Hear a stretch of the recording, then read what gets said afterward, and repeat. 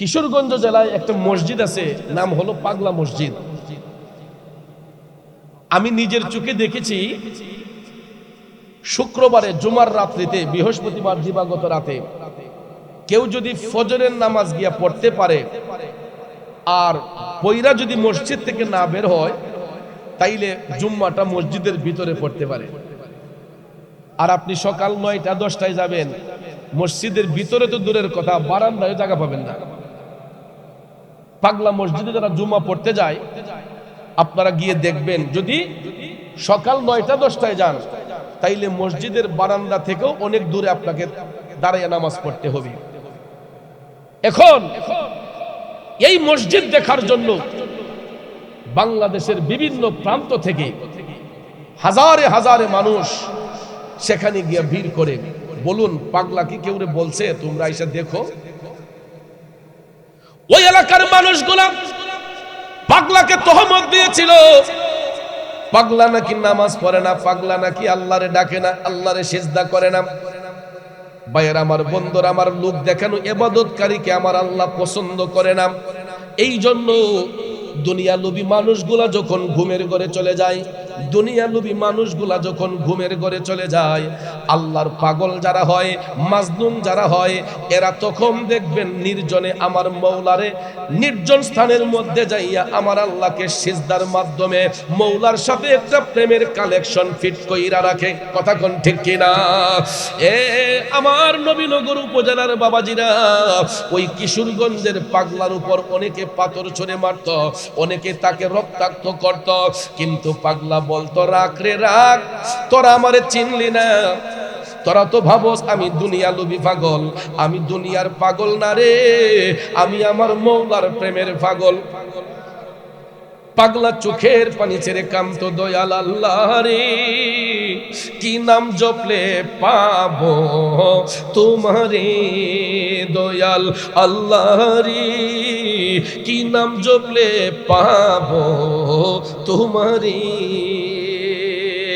দুনিয়ার মানুষরা নিন্দা করত, পাগলার সম্মান আল্লাহর দরবারে বৃদ্ধি হতো। আর এমন ভাবে বৃদ্ধি হয়েছে, আপনারা কিশোরগঞ্জের পাগলা মসজিদ দেখার জন্য কোটি কোটি মানুষের গিয়ে সেখানে ভিড় হয়। প্রতিদিন প্রতিনিয়ত হাজারে হাজার মানুষ যাচ্ছে। কোত্থেকে যাচ্ছে, কোন জায়গা থেকে আসছে, কাউকে কোনো দাওয়াত দিতে হয় না, অটোমেটিকলি যাইয়া সেখানে তারা নজরানা দিচ্ছে, হাদিয়া তুহফা দিচ্ছে। আর ওই হাদিয়াগুলা গনতে গেলেও কয়েকজন লোক লাগে, 8-10 জন লোক, কোটি কোটি টাকা বস্তা দিয়ে টাকা গনতে হয়, বস্তা দিয়ে টাকাই না গনতে হয়। পাগলা বলছিল যে আমি নামাজ পড়ি না, রাগ তরারে নামাজের জায়গা দিয়ে যাই। তখন পাগলা মসজিদ বানাইয়া দুনিয়া থেকে চলে গেছে আল্লাহর ইবাদত করার জন্য। দুনিয়া লোভীদেরকে মসজিদ বানায় কইছে, তোরা মসজিদে আল্লাহকে ডাকবি আর সারা জীবন আমারে মনে রাখবি, মসজিদে গিয়ে তোরা ইবাদত করবি, সারা জীবন আমারে মনে রাখবি। ভাইয়ার আমার, এই জন্য লোকের মন্দ পুষ্পচন্দ আজকে যারা এই সমাজে ওলি আল্লাহর মাজার শরীফে হামলা করেছে, ভাঙচুর করেছে, এরা কোনো হিন্দু পাড়ার লোক নয়, খ্রিস্টান পাড়ার লোক নয়, বৌদ্ধ পাড়ার লোক নয়। খোঁজ নিয়ে দেখেন, এরা দাড়িওয়ালা, টুপিওয়ালা, জুব্বাওয়ালা। আমার প্রশ্ন হলো, তৌহিদি জনতার নাম দিয়া যারা মাজার শরীফ ভাঙচুর করে, আল্লাহর ওলিদের সামনে গুস্তাখি করে, এরা কোনোদিন ইমানদার হতে পারে না। ঠিক কিনা বলেন? এরা কোনোদিন মুমিন হতে পারে না। রাগ করছেন? কষ্ট পেয়েছেন? কারণ নেককার মুমিন ব্যক্তিরা কখনো কারো মনে আঘাত দিতে পারে না। ঠিক কিনা বলেন? এছাড়া অন্যান্য প্রাণীর দিকে তাকাইয়া দেখেন, কোন প্রাণীর গায়ের মধ্যে কোনো বস্ত্র থাকে না। পশু পাখি থেকে নিয়ে যা কিছু আছে আপনারা তাকাইয়া দেখেন, বস্ত্রবিহীন অবস্থায় তারা চলাফেরা করে। একমাত্র পৃথিবীর উত্তম জাতি মানুষ জাতিকে আল্লাহ রাব্বুল আলামিন সতর ঢাকার জন্য, শরীয়তের ঢাকনা দেওয়ার জন্য কাপড় পরার ব্যবস্থা করে দিয়েছেন।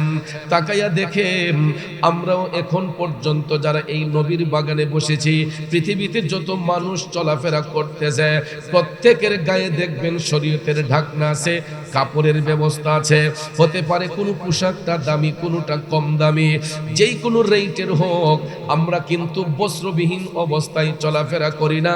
আমার আপনার গায়ের মধ্যে শরীয়তের ঢাকনা থাকে, কথা বলেন ঠিক কিনা? এই জন্য ওই মানব জাতিকে সম্মান দিয়া, ইজ্জত দিয়া আল্লাহ রাব্বুল আলামিন সমগ্র মানব জাতির উদ্দেশ্যে সূরা বাকারার 21 নম্বর আয়াতে পাকের দ্বারা আল্লাহ আহ্বান করে বলেন, বিসমিল্লাহির রহমানির রহিম,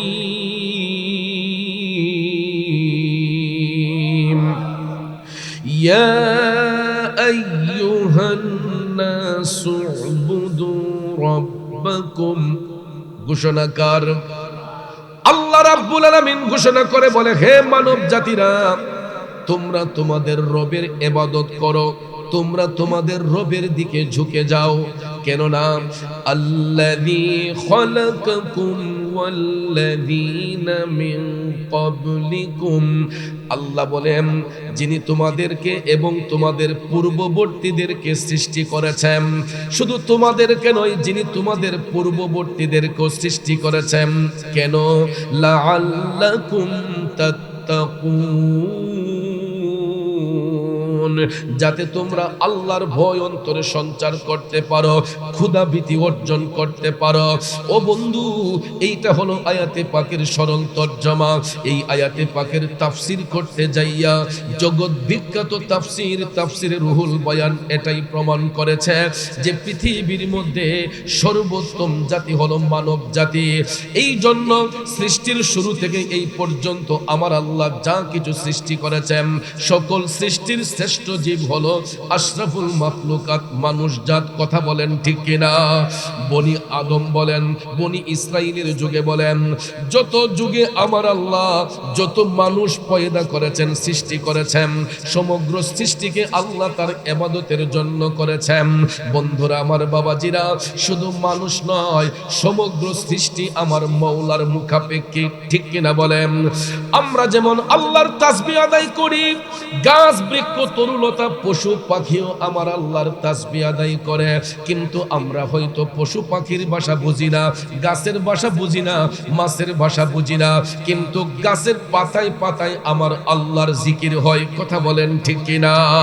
বন্ধুরা আমার, বাবাজিরা, কিন্তু আমরা পৃথিবীর শ্রেষ্ঠ জাতি, মানুষ জাতি, আমাদেরকে আল্লাহ রাব্বুল আলামিন সৃষ্টি করার একটা মাত্র কারণ হলো ইল্লা লিয়াবুদুন, যাতে আমরা আল্লাহর ইবাদত করি, আল্লাহর দাসত্ব করি। এত সুন্দর করে বলার পরেও আজকে দেখেন আমরা মানুষ জাতিরা বিবেকবান হওয়ার পরেও আল্লাহর ইবাদত থেকে আমরা দূরে সরে থাকি।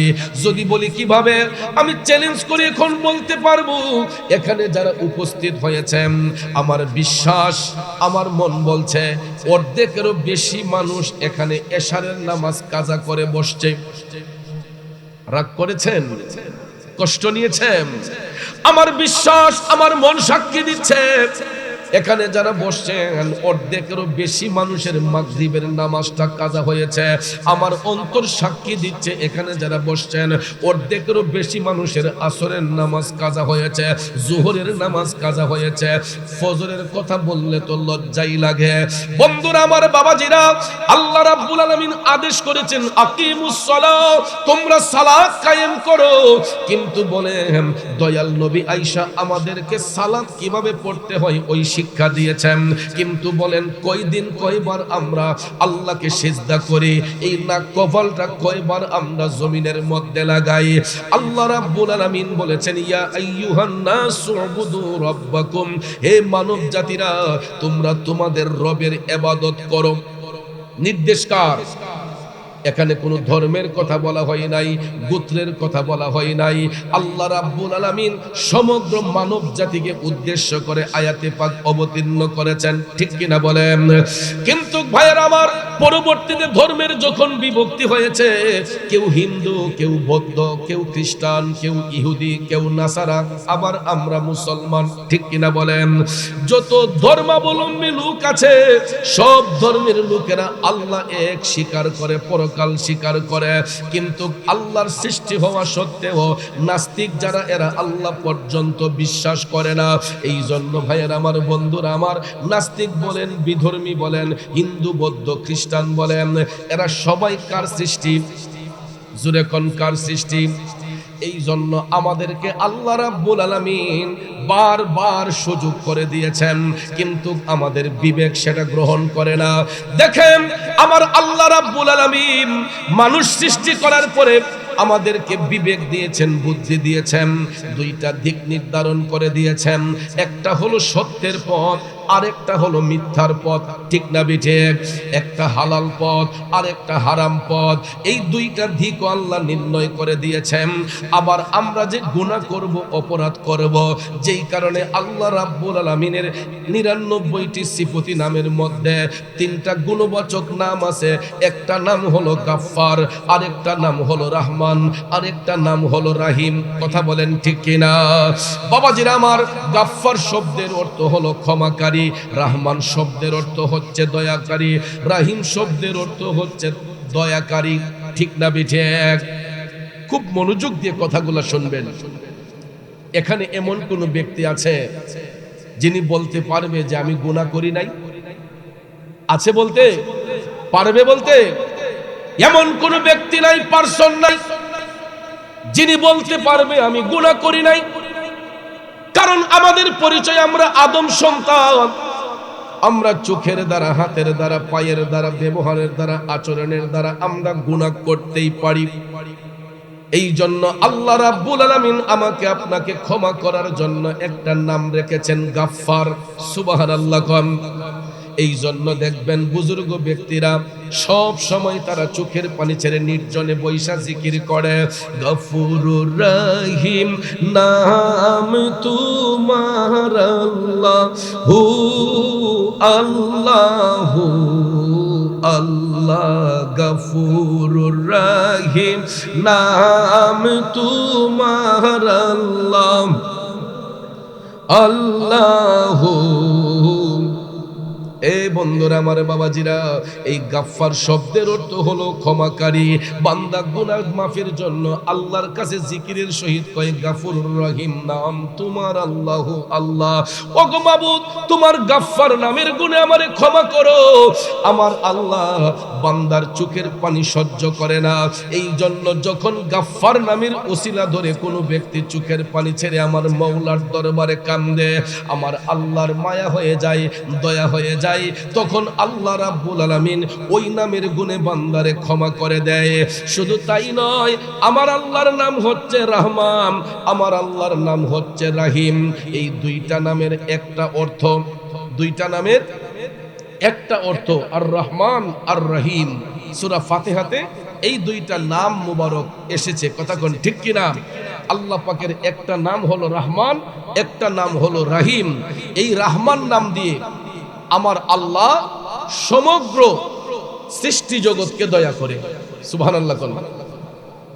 এই রহমান নাম দিয়ে সমগ্র সৃষ্টি জগৎকে আমার আল্লাহ দয়া করে। যেমন এক্সাম্পল, আল্লাহর পক্ষ থেকে যখন বৃষ্টি বর্ষণ হয়, এই বৃষ্টিটা কি শুধু মুসলমানের ঘরে পড়ে না হিন্দু বাড়িতে পড়ে? মুসলমানের জমিনে পড়ে না হিন্দুর জমিনে পড়ে? খ্রিস্টানের জমিনে পড়ে না? নাস্তিকের জমিনে পড়ে না? সবার জমিনের মধ্যে এই বৃষ্টির ফোঁটা বর্ষণ হয়। বৃষ্টি দেন কে? বৃষ্টি উঠিয়ে নেন কে? তাইলে দেখেন আমার আল্লাহ কেমন মহান।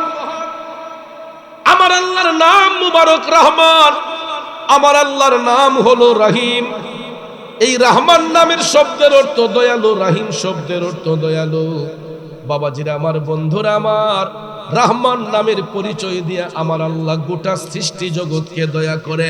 এখানে হিন্দু নাই, বৌদ্ধ নাই, খ্রিস্টান নাই, ইহুদি নাই, মুসলমান নাই, মোট কথা সমগ্র জাতি যাদেরকে আল্লাহ সৃষ্টি করেছেন, গোটা সৃষ্টি জগৎকে আমার আল্লাহ রহমান নাম দিয়ে দয়া করে।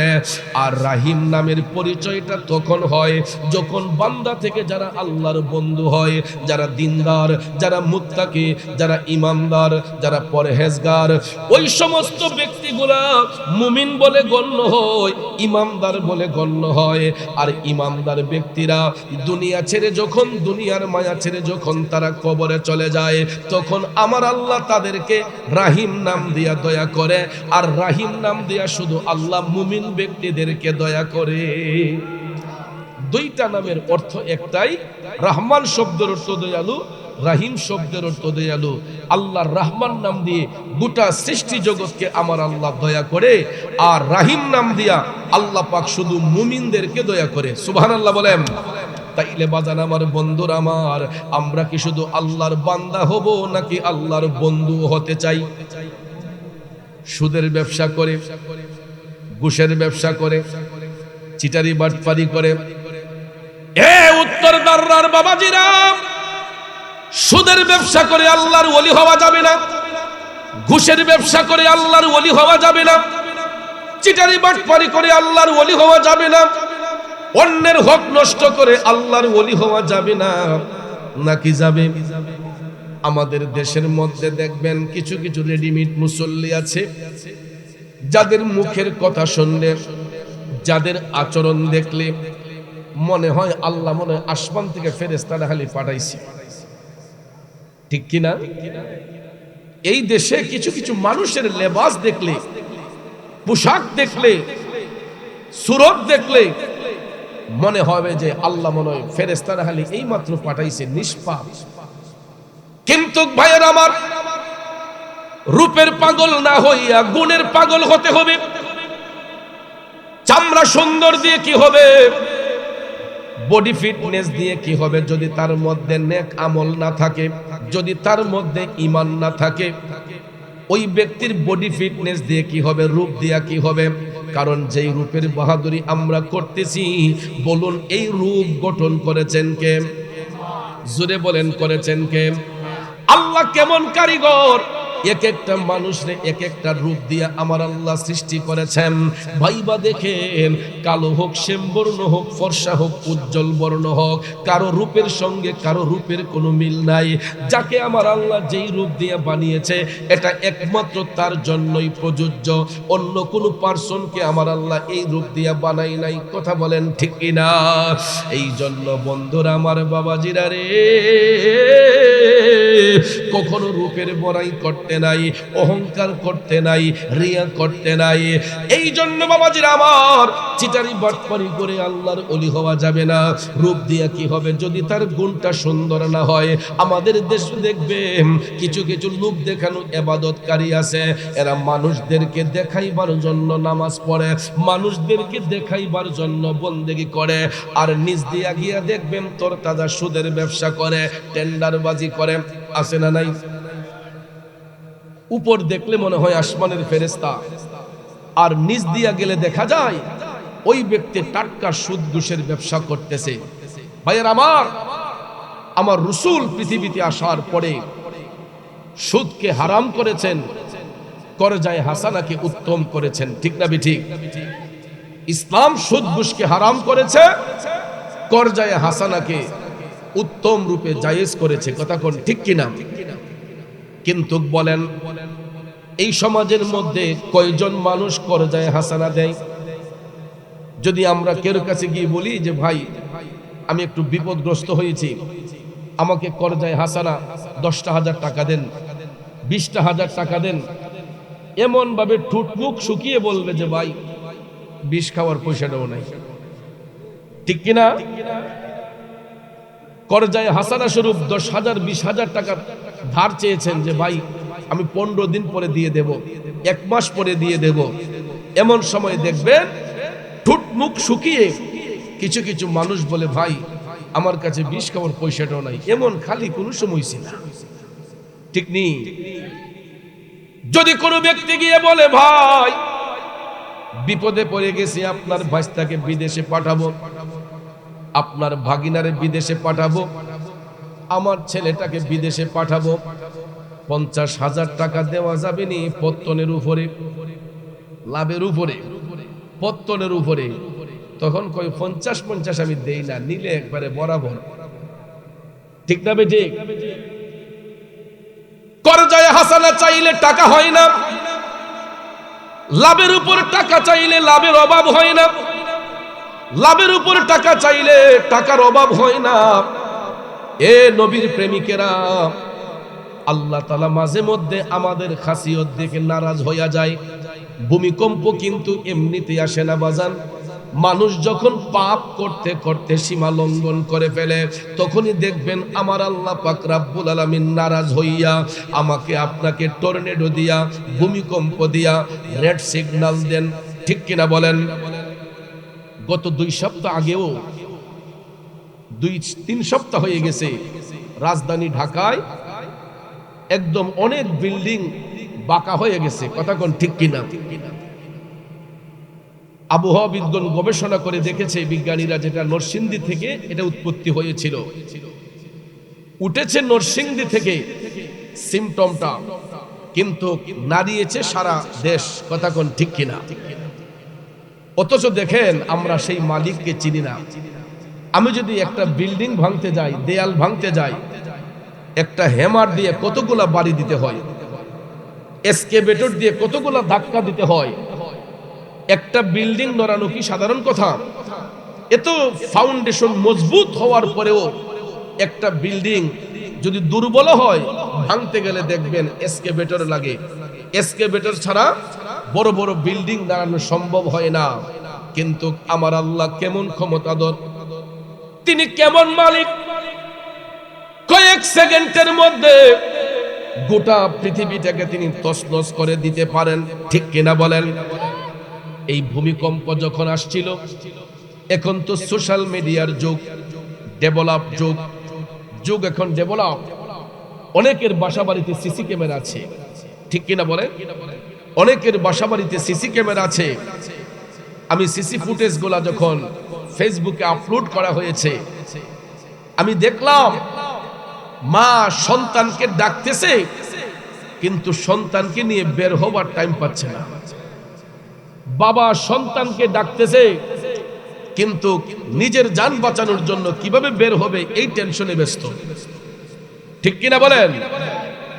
ও মনরে, মরণ কথা কর স্মরণ, স্ত্রী পুত্র কেউ নয় আপন, ধনরত্ন সবিও কারণ মনরে। ও ভাই তুই মরিলে সঙ্গের সাথী হইবে না একজন, সেগেন কইরে পাগল মন, একবার ভাবলে না রে তোর হইব রে মরণ। এ বন্ধু, কার জন্য সুদ ঘুষ খাইয়া টাকা বানাইব, কার জন্য হারাম টাকা দিয়া পাহাড় সম্পদের পাহাড় গড়ব? আমি যদি এই মুহূর্তে মারা যাই, আমার সন্তান তো আমার কবরে যাবে না, আমার স্ত্রী আমার কবরে যাবে না, আমার কোনো মেয়ে আমার কবরে যাবে না, আমার কোনো বন্ধু বান্ধব আমার কবরে যাবে না। এ বন্ধু, যিনি আমাদের সঙ্গী কবরে হবে তিনি হচ্ছেন শাহে মদিনা। কথা বলেন ঠিক কিনা? ওই নবী আমাদেরকে হারাম থেকে বাঁচার জন্য শিক্ষা দিয়েছেন, ওই নবী আমাদেরকে হারাম থেকে বাইচা থাকার শিক্ষা দান করেছেন। আমি যেই কথাটা বলতে চেয়েছিলাম বাজান, এই যে ভূমিকম্প আমার আল্লাহ দান করলেন, দেখলেন অনেকগুলা বিল্ডিং বাঁকা হয়ে গেছে, অনেকের ঘরের ফার্নিচার গুলা তছনছ হয়ে নড়ছে, অনেকের মধ্যে যে কাচের জিনিসগুলা রেখেছিল, এই কাচের জিনিসগুলা অটোমেটিকলি পরে ভেঙে গেছে। ঠিক কিনা? পরিবারের একটা সদস্য যদি এতগুলা কাচের জিনিস ভাঙতো, অবশ্যই তার বাবা তারে পিঠাইতো, মা তাকে পিঠাইতো। কথা কোন ঠিক না বেঠিক? আমার আল্লাহর পক্ষ থেকে ভূমিকম্প এসেছে, অনেকগুলা জিনিস নষ্ট হয়ে গেছে, অনেক বিল্ডিং বাঁকা হয়ে গেছে। আমার ভাইয়েরা, তাইলে চিন্তা করেন তিনি কেমন কারিগর, মুহূর্তের মধ্যে সবকিছু তছনছ করে দিতে পারেন। শুধু তাই নয়, এটা 7.1 মাত্রায় ছিল প্রথম ভূমিকম্পের যেই বেগটা। এর পরবর্তীতে কিন্তু আবার বিকাল বেলা হয়েছিল, দুপুর বেলা একটা হয়েছিল, এটা অনেকে অনুধাবন করতে পারে নাই। গত 3 দিন আগে আবার 4.1 মাত্রায় হয়েছে। গত 3 দিন আগে 4.1 মাত্রায় ভূমিকম্প হয়েছে। তখন আমরা টের পাই নাই, আমরা ঘুমের ঘরে ছিলাম। ভোর 6টায় একমাত্র যারা ফজরের নামাজ পড়েছেন তারা একটু টের পেয়েছে। রাজধানী ঢাকাতে, এটাও নরসিংদী থেকে উঠেছে। গভীর মনোযোগ আমার যুবক ভাইয়েরা, বাবাজিরা, 4.1 মাত্রার ভূমিকম্প, এটা ঘুমের ঘরে থাকা অবস্থায় আমার আল্লাহ পাঠাইছিলেন। আপনারা চিন্তা করেন, যদি এটা 10 মাত্রায় হইতো, তার উপরে হইতো, তাইলে বাজান ঘুমের ঘরে আমার আপনার মরণ হইয়া যাইতে পারত কিনা? ঘুমের ঘরে আল্লাহ চাইলে আমাদেরকে মেরে ফেলতে পারেন কি পারেন না? বন্ধুরে, তাইলে একটাবার বিবেকটাকে জিজ্ঞেস করেন, বারবার এই ভূমিকম্পের লক্ষণটা কি? বারবার এই ভূমিকম্প আসার কারণটা কি? আল্লাহর বান্দারা যখন পাপ করতে করতে যখন সীমা লঙ্ঘন করে ফেলে, পাপ করতে করতে যখন সীমা লঙ্ঘন করে ফেলে, তখন আল্লাহ রাব্বুল আলামিন এই ভূমিকম্প দিয়ে আমাদেরকে রেড সিগন্যাল দেন। যেমনি ভাবে সমুদ্র বন্দরে, নদী বন্দরে আপনারা দেখবেন অনেক সময় রেড সিগন্যাল দেওয়া থাকে, থাকে না? সমুদ্র সৈকতে যারা ভ্রমণ করতে যায় তাদেরকে দেখবেন, যদি রিস্ক হয়, সমুদ্র কর্তৃপক্ষ যারা আছে এরা দেখবেন আগে থেকেই রেড সিগন্যাল দিয়ে রাখে, যে দর্শনার্থীদেরকে বলা হয়, টুরিস্টদেরকে বলা হয়, আপনারা এই সিগন্যাল অতিক্রম করবেন না। পুলিশ বাহিনী, বিজিবি, তারা আমাদেরকে নিরাপত্তার স্বার্থে অ্যালার্ট করে দেয়। কথা বলেন ঠিক না বেঠিক? আমার যুবক ভাইয়েরা, এই ভূমিকম্প এমনিতে আসে না। একটু গবেষণা করে দেখবেন, রিসার্চ করে দেখবেন, আল্লাহর বান্দারা যখন পাপ করতে করতে যখন সীমা লঙ্ঘন করে ফেলে, তখনই আমার আল্লাহর পক্ষ থেকে আযাবের কিছু দৃশ্য আসে, যাতে আমরা সতর্ক হয়ে যাই।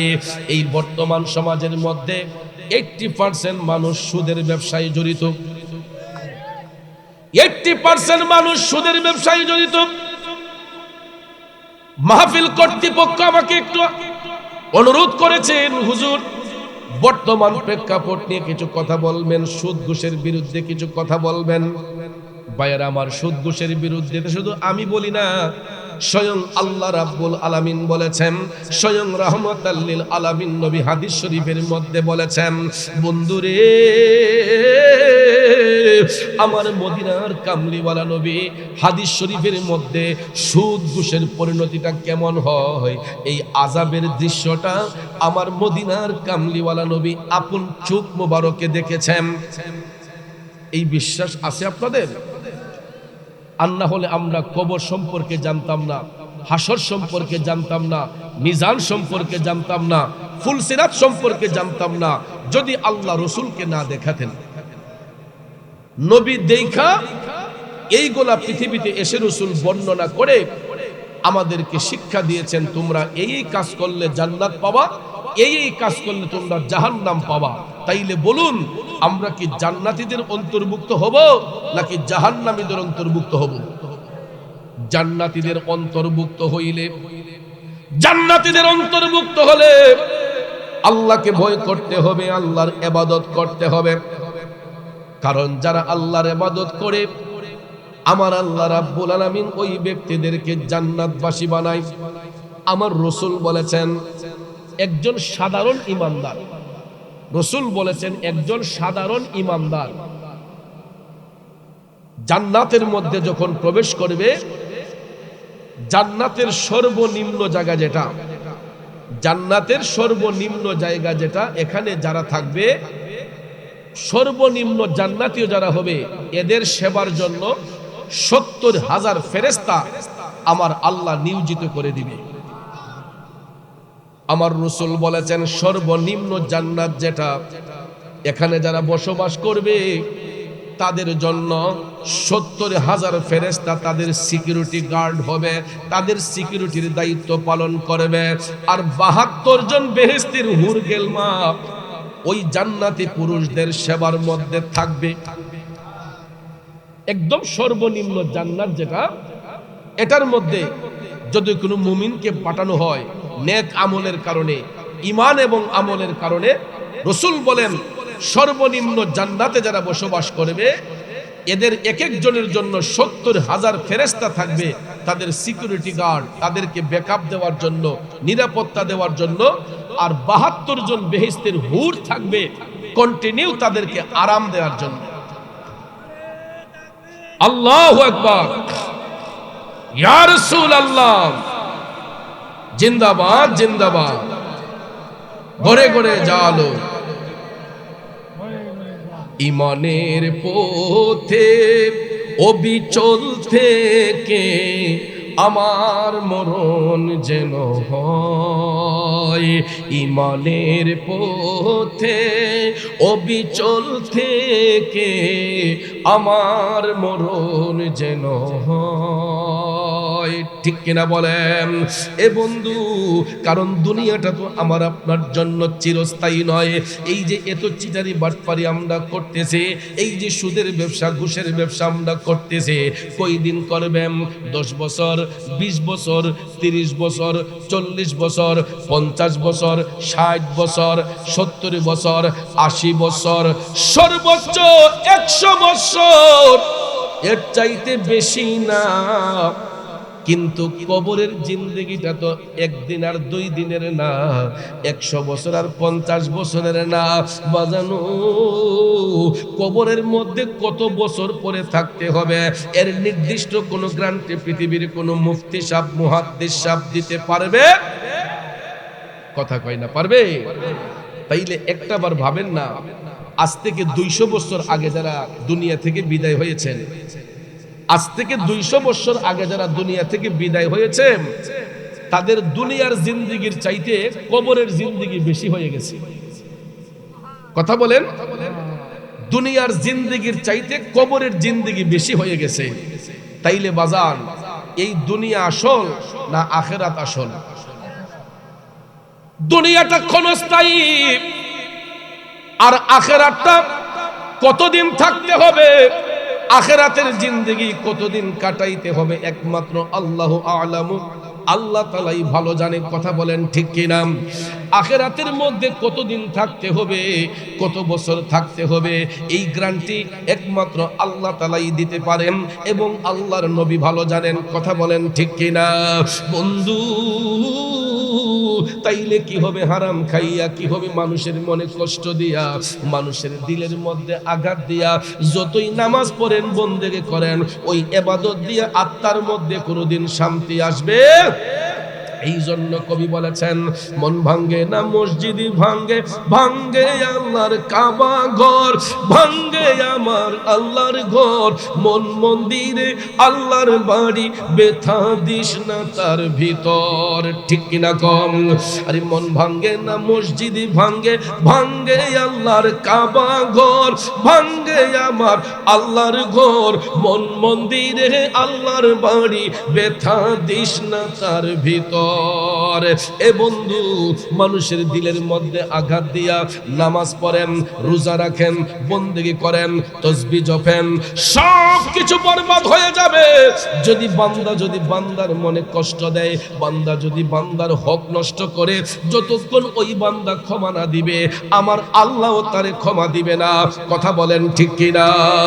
আমার মদিনার কামলিওয়ালা নবী, মায়ার নবী, দয়ার নবী বলেছেন, সর্বনিম্ন জান্নাতে যারা হবে, এদের সেবার জন্য 70,000 নূরের ফেরেশতা থাকবে এবং 72 জন বেহেশতের হুরগেলমা কন্টিনিউ তাদেরকে আরাম দেওয়ার জন্য, সেবা করার জন্য নিয়োজিত থাকবে।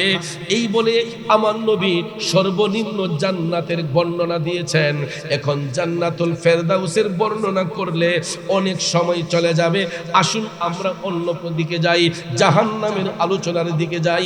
আমার রাসূল জান্নাত দেখার আগেও জাহান্নাম দেখতে ইচ্ছে পোষণ করেছিলেন। আগে প্রথম আসমানে গিয়ে আল্লাহ যখন অনুমতি দিলেন নবীকে দেখানোর জন্য, জান্নাত জাহান্নামকে সুসজ্জিত করে রাখলেন, রাসূল বললেন, জিবরাইল, আমি জান্নাত পরে দেখব, আগে জাহান্নাম দেখতে চাই, আগে আমি জাহান্নাম দেখতে চাই। কারণ জান্নাতে তো অবশ্যই ভালো জায়গা, সেখানে মানুষ ভালোভাবেই থাকবে। রাসূল বললেন, জিবরাইল, আমি আগে জাহান্নাম দেখতে চাই। জিবরাইল আলাইহিস সালাম বললেন, নবী গো, এটা আপনার ইখতিয়ার। আল্লাহ রাব্বুল আলামিন দুইটাকেই আপনার জন্য সুসজ্জিত করে রেখেছেন। জিবরাইল আলাইহিস সালাম নবীজির খাদেমের দায়িত্ব পালন করেন। আমার মদিনার কামলিওয়ালা নবী, মায়ার নবী, দয়ার নবীজি জাহান্নামের দরজা দিয়ে প্রবেশ করলেন। ফেরেশতারা আমার রাসূলকে অভ্যর্থনা জানানোর পরে জাহান্নামের গেট দিয়ে আমার নবী প্রবেশ করেই দেখতেছেন দুর্গন্ধ পাওয়া যাচ্ছে। নবীজির নাক মুবারকের মধ্যে দুর্গন্ধ আসতেছে। হঠাৎ করে আমার রাসূল সামনের দিকে তাকাইয়া হঠাৎ করে দয়াল নবী দেখতেছেন কিছু কিছু লোক দেখা যাচ্ছে যাদের পেট গোলা অনেক উঁচা উঁচা, পেটের চামড়া গোলা খুবই পাতলা, সাপ বিচ্ছু গোলা তাদের পেটের মধ্যে দৌড়াদৌড়ি করতেছে। নাউজুবিল্লাহ বলতেন না? পিছনের বাইরা আরো জোরে এখন না নাউজুবিল্লাহ। আল হাক্কু মুররুন, সত্য কথা তিতা লাগে, কিন্তু সত্যটা গ্রহণ করবেন আমার উত্তর দাররার বাবাজিরা। বর্তমানে দেখবেন, আমি ইতিপূর্বে একটা আলোচনায় বলেছিলাম, বড় লোকদের ড্রয়িং রুমের ভিতরে আপনারা দেখবেন কর্নারের মধ্যে অ্যাকোরিয়াম বানিয়ে রাখছে। কারো ঘরে ছোট অ্যাকোরিয়াম, কারো ঘরে বড় অ্যাকোরিয়াম। অ্যাকোরিয়াম কোনটা জানেন? গ্লাস ফিটিং করে দেখবেন হরেক রকমের মাছ এটার ভিতরে ছাইরা দিছে। বৈদ্যুতিক চার্জের মাধ্যমে দেখবেন বিদ্যুতের সুইচ অন করলে একটা বাতি জ্বলে, পানিগুলা ঝিলমিল করে, কালারিং পেপার যখন দিয়ে দেয় সাইডে হরেক রঙের মাছ আপনারা দেখবেন এটার ভিতরে ছাড়ে। বাহির থেকেও দেখা যায়, ভিতর থেকেও দেখা যায়। কথা বলেন ঠিক কিনা? যুবক ভাইয়েরা আমার, মুরব্বী বাবাজিরা আমার, বিজ্ঞান আবিষ্কার করেছে অ্যাকোরিয়াম। কিন্তু বিজ্ঞানীকে যদি জিজ্ঞেস করা হয়, বিজ্ঞানী ভাই আপনি কোন জিনিসটা নিয়ে গবেষণা করে অ্যাকোরিয়ামের আবিষ্কার করেছেন, বিজ্ঞানী স্পষ্ট করে বলে দেবে আমার নবীর বর্ণনা অনুসারে সুদখোর ঘুষখোরের পেটকে রিচার্জ করে, সুদখোর ঘুষখোরের পেটকে রিচার্জ করে। নারায়ে তাকবীর, নারায়ে রিসালাত, নারায়ে রিসালাত।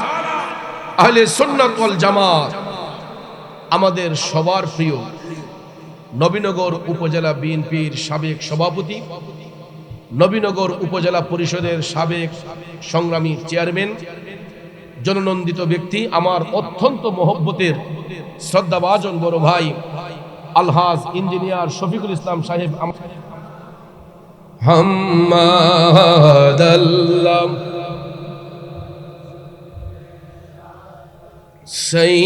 সাইয়্যিদিনা আদনাবিয়ানা মাওলানা মুহাম্মদ দিন থাকিতে করো মনে রে পরো কালের ভাবনা, ভাইরে খালি হাতে যাবে চলে, সঙ্গে কিছুই যাবে না। আল্লাহুম্মা সাল্লিম। একটু চাইপা বসেন সবাই, পিছনের বাইরে যাতে বসতে পারে।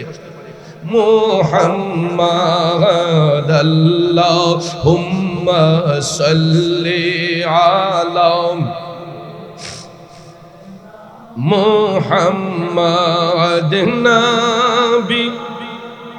চাইপা যান সবাই। মাওলানা আদনাবিয়ানা মাওলানা। আমার যুবক ভাইয়েরা একটু মনোযোগ, লম্বা চড়া কথা বলবো না, আর অল্প কিছু সময়। যেই কথা বলতে চেয়েছিলাম, বিজ্ঞানীকে যদি বলা হয় ও বিজ্ঞানী ভাই আপনি যে অ্যাকোরিয়াম আবিষ্কার করেছেন কি নিয়ে গবেষণা করে, বিজ্ঞানী স্পষ্ট করে বলে দিবে দয়াল নবীর জবান মুবারকের বাণী হাদিস শরীফ থেকে রিচার্জ করে, সুদখোর ঘুষখোরের পেটকে রিচার্জ করে অ্যাকোরিয়ামের আবিষ্কার করা হয়েছে। কারণ অ্যাকোরিয়ামের ভিতরে মাছ ছেড়ে দিলে গ্লাসের বাহির থেকেও দেখা যায়, ভিতর থেকেও দেখা যায়, ঠিক কিনা বলেন? আমার রাসূল জাহান্নাম দর্শনে যখন গেলেন, জাহান্নামে প্রবেশ করে রাসূল গিয়ে দেখতেছেন এইরকম কিছু কিছু মানুষ যাদের পেট গোলা উঁচা উঁচা, পেটের চামড়া গোলা খুবই পাতলা, সাপ বিচ্ছুগুলা তাদের পেটে কিলকিল করছে। আমার রাসূল টপ টপ করে চোখের পানি ছেড়ে কান্না করছেন। হঠাৎ করে নবীজির চোখের পানি দেখে জিবরাইল আলাইহিস সালাম ডেকে বলতেছেন, নবী গো, ও গো মায়ার নবীজি, এই লোকগুলা হলো আপনার উম্মতের মধ্যেই একদল লোক। এরা দুনিয়ার মধ্যে হারাম খাইতো ইয়া রাসূলুল্লাহ, এরা দুনিয়ার মধ্যে সুদ খাইতো, ঘুষ খাইতো। নবী গো, এরা পরের সম্পদ আত্মসাৎ করত, এরা এতিমের সম্পদ লঙ্ঘন করত, এরা এতিমদেরকে ঠকাইতো। এই জন্য নবী গো, আমার আল্লাহ তাদের উপর নারাজ হইয়া এই হারাম সম্পদগুলা সাপ বিচ্ছুতে পরিণত কইরা তাদের পেটটারে ফুটবলের মতো বানাইয়া দিছে, উঁচা বানাইয়া দিছে, আর পেটের চামড়াগুলা পাতলা করে দিছে, যাতে সবাই দেখতে পারে ওই জাহান্নামী ব্যক্তিগুলা দুনিয়াতে সুদ খাইছে, ঘুষ খাইছে, আর ওই হারাম সম্পদগুলা পেটে গিয়া সাপ বিচ্ছুতে পরিণত হয়েছে। জিবরাইল আলাইহিস সালাম ডাক দিয়া কই, নবী গো, ইয়া রাসূলুল্লাহ, সুদখোর ঘুষখোরের পেটের মধ্যে যেই সাপগুলা কামড়াইতেছে, এরকম একটা সাপ যদি দুনিয়াতে বের হইয়া একটু কালো শ্বাস দিত, কি দিত, তার বিষটা যদি একটু প্রয়োগ করত, তার একটু কালো শ্বাসে গোটা পৃথিবী অন্ধকার হয়ে যেত। চিল্লাইয়া বলেন নাউজুবিল্লাহ। বাবাজিরা আমার, তাহলে বলুন এটা কি আমরা খাইব না ছাড়ব? খাইব না ছাড়ব। কিন্তু আপনারা দেখবেন এরা নামাজ পড়ে একটু বেশি, যারা তোলা দেখায় এরা দেখবেন ইহানো দাগ একটা, ইহানো একটা, ইহানো একটা, মোটামুটি অটো রিক্সা হয়ে যাবে। কথা কোন ঠিক কিনা? গভীর মনোযোগ। যারা হারাম ব্যবসা করে, যারা সুদ ঘুষের ব্যবসা করে, ওই ব্যক্তিগুলা কবরের মধ্যে এরা জাহান্নামের তলদেশে তাদের স্থান হবে। রাসূল বলেছেন, এরা যখন দুজখে যাবে, দুজখের সবচাইতে নিম্নতম স্থান, যারা সুদ ব্যবসা করে, ঘুষের ব্যবসা করে, মানুষের দিলে যারা আঘাত দেয়, দুজখের সবচাইতে নিচু জায়গা। এটা কতটুকু গভীর এই সম্পর্কে রাসূল বলেছেন যে দুজখের প্রথম স্টেপ থেকে একটা পাথর যদি নিচে ছাড়া হয়, ৭০,০০০ বছর যাবার পরে যতটুক নিচে যাবে, ৭০,০০০ বছরের রাস্তা যতটুক নিচে যাবে, এটা হচ্ছে দুজখের তলদেশ। নাউজুবিল্লাহ বলেন, কয় সুবহানাল্লাহ বলে। জাহান্নামের তলদেশ। দুজখ থেকে যখন একটা পাথর নিচের দিকে ছাড়া হবে, রাসূল বলেছেন ৭০,০০০ বছর যাওয়ার পরে যতটুক রাস্তা হবে, এতটুক গভীরতা হবে দুজখের সবচেয়ে নিচু জায়গা। আর ওই জায়গার মধ্যে সুদখোর, ঘুষখোর, যারা হারাম ব্যবসা করে, যারা মানুষের সাথে প্রতারণা করে, ভাইয়ার আমার, বন্ধুরা আমার, ওই ব্যক্তিগুলাকে সেই জায়গার মধ্যে রেখে আমার আল্লাহ তাদেরকে জাহান্নামের আগুন দিয়ে জ্বালাবে। তাদের পেটের মধ্যে সাপ বিচ্ছু কিলকিল করবে। চিল্লায়া বলেন নাউজুবিল্লাহ। বন্ধুরা আমার, বাবাজিরা, তাইলে ইবাদত শুধু করলেই হবে না, নামাজ শুধু পড়লেই হবে না। আমার আল্লাহ তাআলা বলেছেন, ইন্নাস সালাতা তানহা আনিল ফাহশাই ওয়াল মুনকার। নামাজ এমন একটা ইবাদত, যেই ইবাদতের দ্বারা আল্লাহর বান্দাদেরকে অশ্লীল কাজ থেকে, খারাপ কাজ থেকে মুক্ত করে। কিন্তু আমাদের সমাজে অধিকাংশ মানুষ দেখা যায় নামাজ পড়া মিথ্যা কথা বলে, নামাজ পড়া সুদের ব্যবসা করে, নামাজ পড়া ওজনে কম দেয়, নামাজ পড়া আরেকজনের হক নষ্ট করে। আসেনি? এই লোক দেখানো ইবাদতকারীকেও আমার আল্লাহ জাহান্নামের সবচাইতে নিচু জায়গা, এটার নাম হচ্ছে জুব্বুল হুজন। নাম কি? জুব্বুল হুজন। জাহান্নামে এর চাইতে আর কোনো খারাপ জায়গা নাই। জুব্বুল হুজন হচ্ছে জাহান্নামের সবচাইতে নিকৃষ্ট জায়গা। এই জায়গার মধ্যে রাখা হবে যারা লোক দেখানো ইবাদত করে, মানুষকে দেখাবার জন্য, আল্লাহর সন্তুষ্টির জন্য নয়। তাহলে বলুন, আমাদের দেশে লোক দেখানো ইবাদতকারী আসেনি? কথা বলেন আসেনি? বন্ধুরা আমার, বাবাজিরা, এই জন্য এই লোক দেখানো ইবাদতকারীরা কোনোদিন আল্লাহর বন্ধু হবে না, বরঞ্চ জাহান্নামী হবে। আর যাদের ইবাদতের মকসুদ হবে আল্লাহকে খুশি করার জন্য, যাদের ইবাদতের মূল উদ্দেশ্য হবে আল্লাহকে রাজি করার জন্য, আমার আল্লাহ ওই বান্দাদেরকে সৎকর্মের কারণে বন্ধুরূপে গ্রহণ করে নিবে। কথা বলেন ঠিক কিনা? কিন্তু আমরা সমাজের মানুষগুলা যাচাই বাছাই না করে দেখবেন এই সমস্ত মুমিন ব্যক্তিদের বিরুদ্ধে আমরা তহমত দেই, তাদের চরিত্র নিয়ে আমরা কথা বলি। আপনারা ইতিমধ্যে দেখেছেন এই স্বাধীন সোনার বাংলাদেশে মানুষ সম্প্রীতি হারিয়ে মানুষের বাক স্বাধীনতা নষ্ট হয়ে গেছে। এই বর্তমান সময়ে আপনারা লক্ষ্য করেছেন 5ই আগস্টের পর থেকে এই পর্যন্ত বাংলাদেশের মধ্যে অনেক ওলি আল্লাহর মাজার শরীফ ভাঙচুর হয়েছে, ঠিক কিনা বলেন? প্রায় 250-র মতো মাজার শরীফ। এরই মধ্যে উল্লেখযোগ্য 90 থেকে 95টা মাজার শরীফের ইট খোলা হয়েছে, ভাঙ্গা হয়েছে। আপনারা বলেন, মাথার মধ্যে লম্বা চুল হয়েছে, লম্বা চুলে উকুন ধরছে, উকুন তাড়ানোর জন্য চুল কাটবো না মাথা কাটবো? চুল কাটবো না মাথা কাইটা নেব? তাইলে মাজার শরীফের মধ্যে যদি কোনো ভণ্ডামি হয়, ওলি আল্লাহর মাজার শরীফের মধ্যে কোনো রকম ভণ্ডামি হলে আমরা এটা প্রতিহত করব, তাদেরকে বুঝাবো। ইসলাম তো মারামারির নাম নয়, কাটাকাটির নাম নয়, ঠিক কিনা বলেন? ইসলাম মারামারির নাম নয়, কাটাকাটির নাম নয়। ইসলাম হচ্ছে শান্তির ধর্ম, ইসলাম হচ্ছে মানবতার ধর্ম। যখন এই দেশ হিন্দু অধ্যুষিত ছিল, এই ভারত উপমহাদেশ যখন হিন্দু অধ্যুষিত ছিল, মুসলমানদের তো তখন কোনো বাক স্বাধীনতা ছিল না। ছিল না। আপনারা এখন হয়তো ব্রাহ্মণবাড়িয়া জেলার অধীনে, বাংলাদেশের রাজধানীর ব্রাহ্মণবাড়িয়া জেলার অধীনে, কিন্তু দেশ স্বাধীনের আগে আমরা ছিলাম ত্রিপুরা রাজ্যের অধীনে। ইতিহাস পড়ে দেখবেন যখন হিন্দুরা এই দেশ শোষণ করত, ঠিক কিনা বলেন? গতকালকে যেখানে প্রোগ্রাম করেছি কাইতলায়, সেখানে একটা জমিদার বাড়ি ছিল। নবীনগরে হয়তো আরো জমিদার বাড়ি হিন্দুদের ছিল না?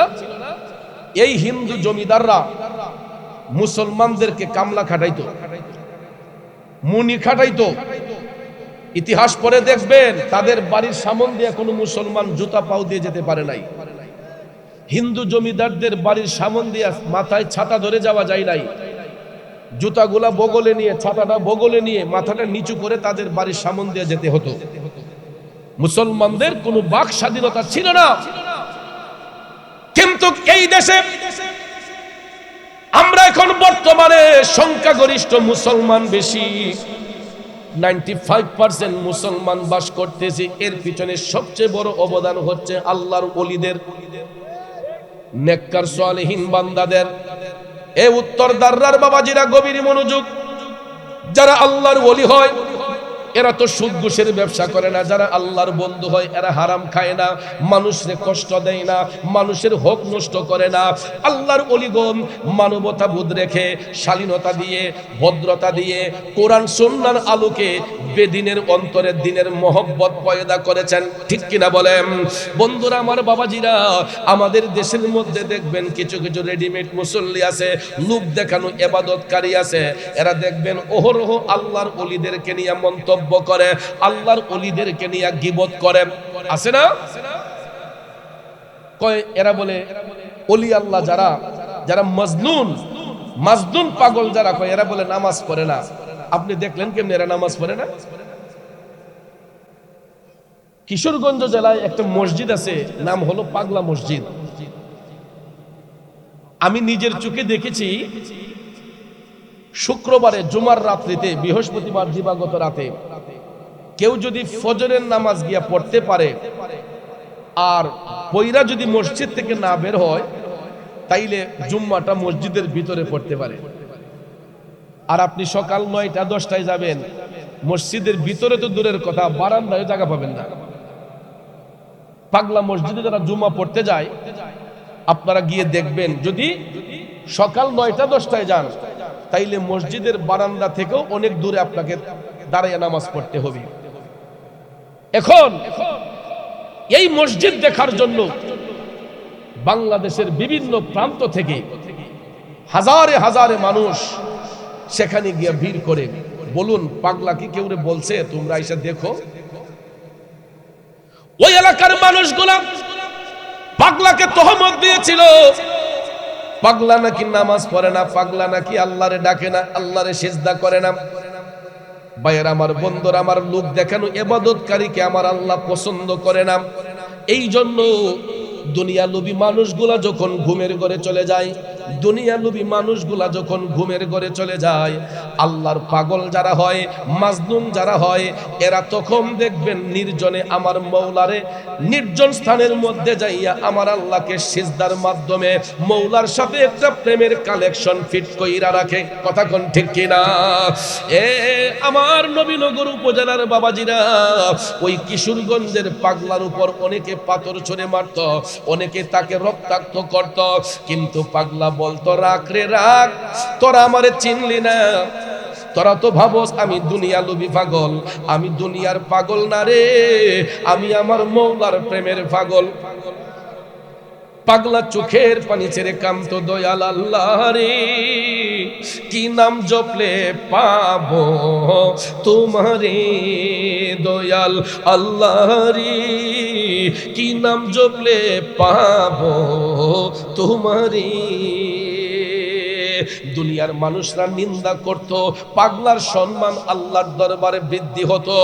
আর এমন ভাবে বৃদ্ধি হয়েছে, আপনারা কিশোরগঞ্জের পাগলা মসজিদ দেখার জন্য কোটি কোটি মানুষের গিয়ে সেখানে ভিড় হয়। প্রতিদিন প্রতিনিয়ত হাজারে হাজার মানুষ যাচ্ছে। কোত্থেকে যাচ্ছে, কোন জায়গা থেকে আসছে, কাউকে কোনো দাওয়াত দিতে হয় না, অটোমেটিকলি যাইয়া সেখানে তারা নজরানা দিচ্ছে, হাদিয়া তুহফা দিচ্ছে। আর ওই হাদিয়াগুলা গনতে গেলেও কয়েকজন লোক লাগে, 8-10 জন লোক, কোটি কোটি টাকা বস্তা দিয়ে টাকা গনতে হয়, বস্তা দিয়ে টাকাই না গনতে হয়। পাগলা বলছিল যে আমি নামাজ পড়ি না, রাগ তরারে নামাজের জায়গা দিয়ে যাই। তখন পাগলা মসজিদ বানাইয়া দুনিয়া থেকে চলে গেছে আল্লাহর ইবাদত করার জন্য। দুনিয়া লোভীদেরকে মসজিদ বানায় কইছে, তোরা মসজিদে আল্লাহকে ডাকবি আর সারা জীবন আমারে মনে রাখবি, মসজিদে গিয়ে তারা ইবাদত করবি, সারা জীবন আমারে মনে রাখবি। ভাইয়ার আমার, এই জন্য লোকের মন্দ পুষ্পচন্দ আজকে যারা এই সমাজে ওলি আল্লাহর মাজার শরীফে হামলা করেছে, ভাঙচুর করেছে, এরা কোনো হিন্দু পাড়ার লোক নয়, খ্রিস্টান পাড়ার লোক নয়, বৌদ্ধ পাড়ার লোক নয়। খোঁজ নিয়ে দেখেন, এরা দাড়িওয়ালা, টুপিওয়ালা, জুব্বাওয়ালা। আমার প্রশ্ন হলো, তৌহিদি জনতার নাম দিয়া যারা মাজার শরীফ ভাঙচুর করে, আল্লাহর ওলিদের সামনে গুস্তাখি করে, এরা কোনোদিন ইমানদার হতে পারে না। ঠিক কিনা বলেন? এরা কোনোদিন মুমিন হতে পারে না। রাগ করছেন? কষ্ট পেয়েছেন?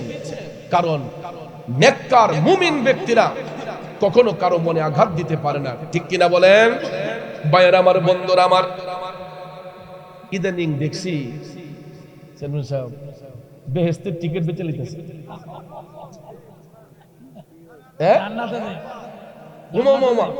মাথার মাঝে টুপি দিয়া, দাড়ি টুপি জুব্বা দিয়া, ওখান দেখতেছি অ্যাডভাইস শুরু হয়েছে, বেহেশতের টিকিট লাগবো কার কার, কেডা কেডা পাইছেন না হাত তুলেন। আচ্ছা বলেন, জান্নাতের মালিক কে? ভাগের দায়িত্ব আল্লাহ কি দুনিয়ার মোল্লারে দিছে না নবীজিরে দিছে? এখন তো দেখা যায় নবীর উপরেও দেখা যায় এরা কথা বইলা ফেলে। ঠিক না? ঠিক। জান্নাত বানিয়েছেন আল্লাহ, ভাগের দায়িত্ব আল্লাহ দিয়েছেন রসুলকে।